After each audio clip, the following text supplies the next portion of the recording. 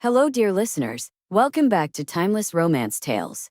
Before we begin, don't forget to like this video and subscribe for more dangerous desire, quiet obsession, and romances where survival turns into devotion. Now let's begin. The blizzard bound her to his bed. The Duke called it mercy.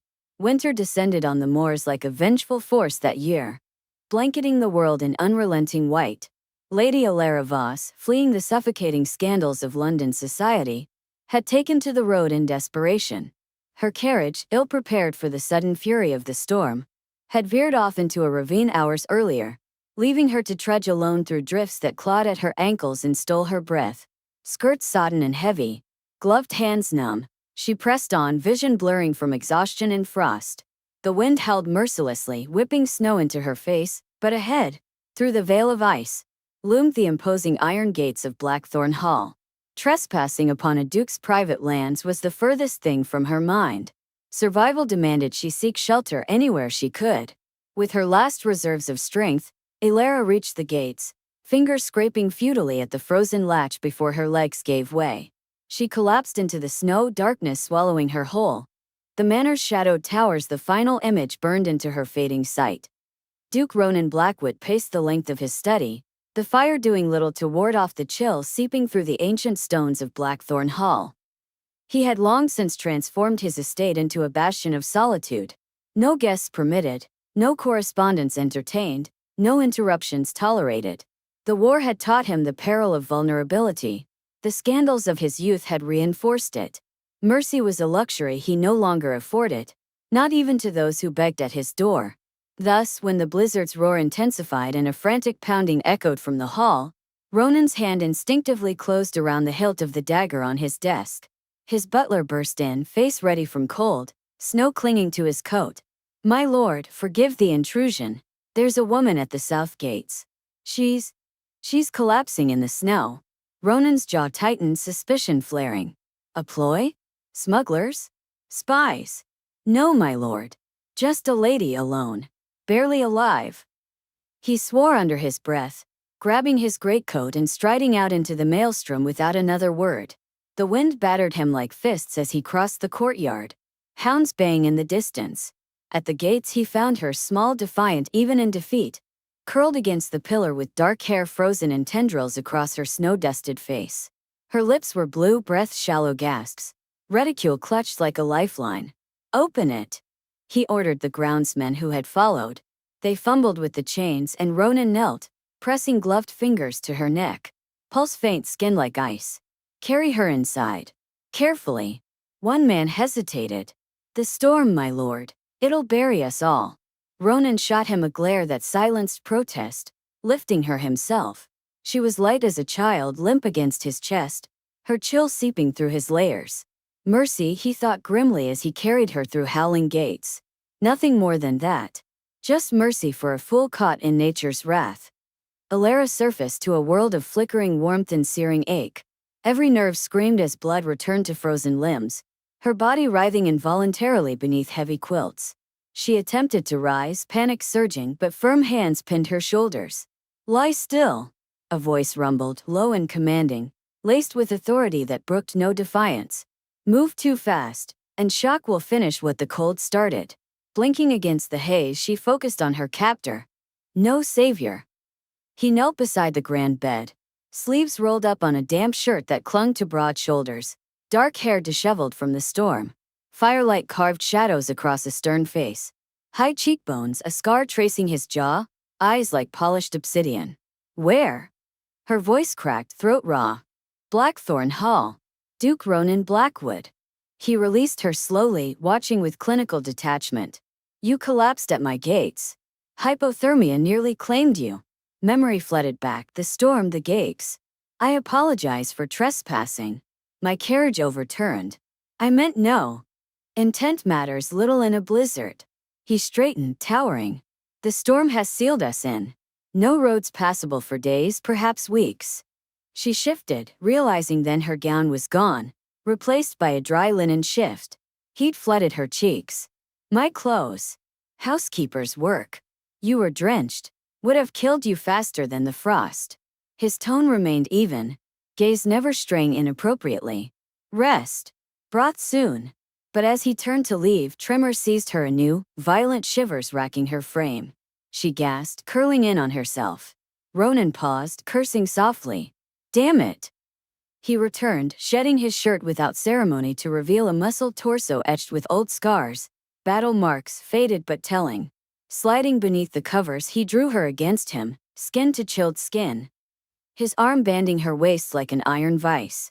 What, my lord? She stiffened, propriety warring with desperation. Body heat, he explained flatly, breath warm against her temple. Fastest way. Fight it, and you die in my bed. The logic pierced her shock. His warmth invaded like a bomb, chasing away the icy grip. Tremors ebbed gradually, her body molding unwillingly to his solidity. His heartbeat steadied her own, slow, unperturbed.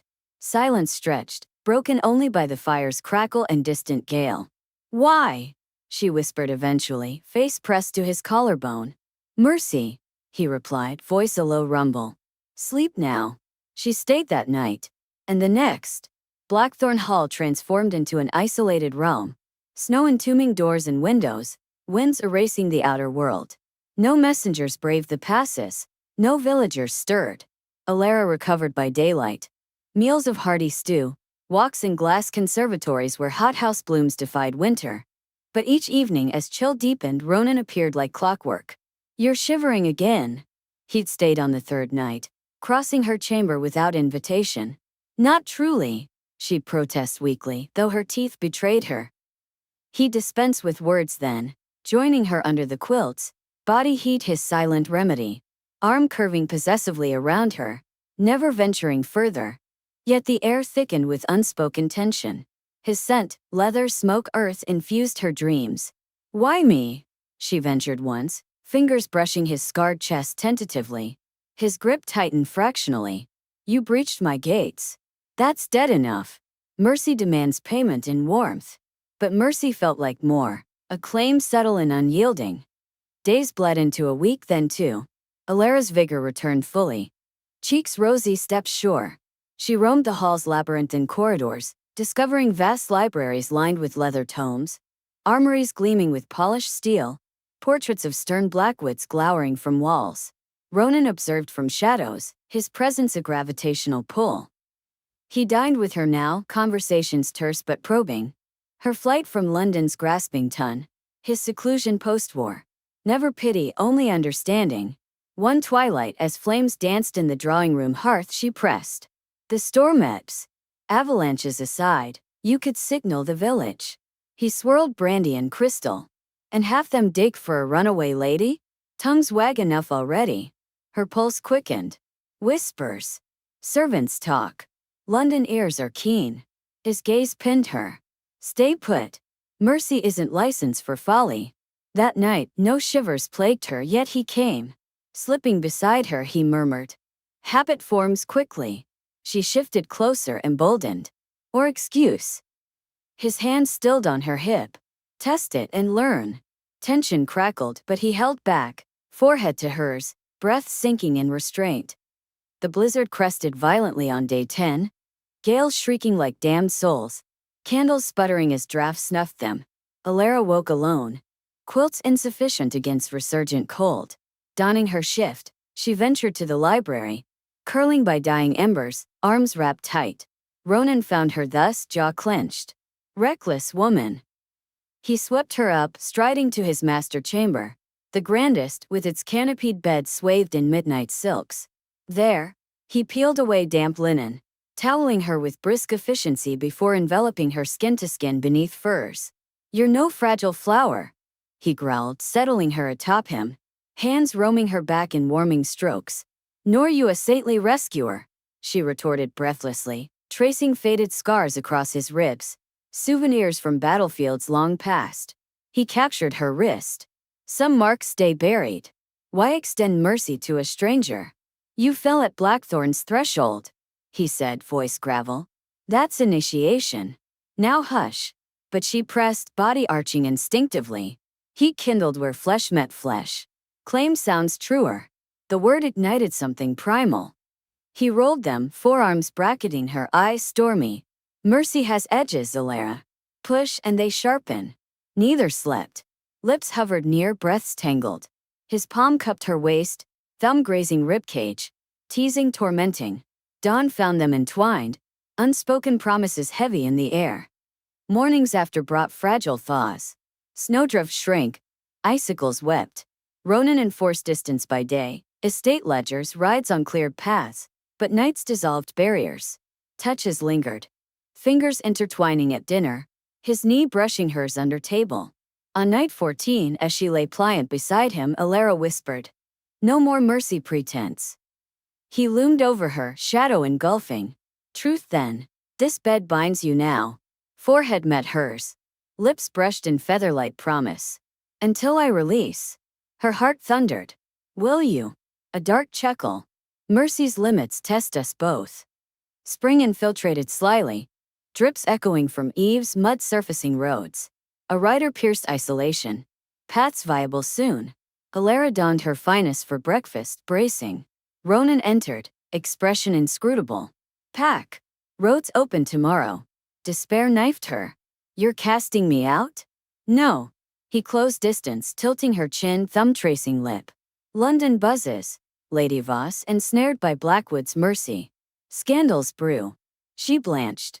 My family. Let them fester. Voice husky, he claimed her mouth, slow consuming branding. She yielded, fingers knotting in his hair. Whispers chain you here.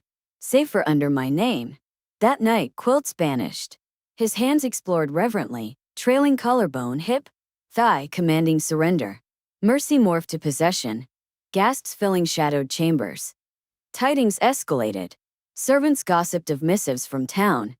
Inquisitive peers, Alara's kin demanding return. Ronan incinerated them, gaze feral. When an envoy pounded gates with royal seal, he confronted alone. The Lady Voss? The man probed. Bound to Blackthorn, Ronan stated icily. My mercy, my claim. Relay that. Alara eavesdropped from turret window, thrill chasing fear. She sought him post-confrontation. They'll storm your hall. He drew her flush. Let them. This bet defies armies. Lips crashed. Bodies fused in urgent rhythm. Weeks unfurled. Snow capitulated fully. Verdure cloaked moors. Alara's quarters emptied into Ronan's. Silks mingled, her brush beside his razor. Mornings dawned intimate. Shared baths steaming, rides where his chest warmed her back. One dawn on the terrace, blooms tentative, she murmured. I could depart. Scandals fade in distance. His arms caged from behind. Try crossing those gates. Mercy's price. Devotion absolute. Lips grazed neck. Hands possessive. London's broadsheets screamed of the Duke's captive consort. His unyielding grip. Ronan fanned flames via servants. No denials, only smirks. Alara embraced the notoriety, choosing chains of choice. A final barb arrived. Her brother's ultimatum, wax-sealed fury. Ronan perused by hearth. They deem you ruined. By my hand. Am I? She straddled him boldly. He torched it, pulling her down. Ruin's exquisite. Yours eternally. Barriers crumbled. Passion crusted in waves, sealing fates. Summer reigned.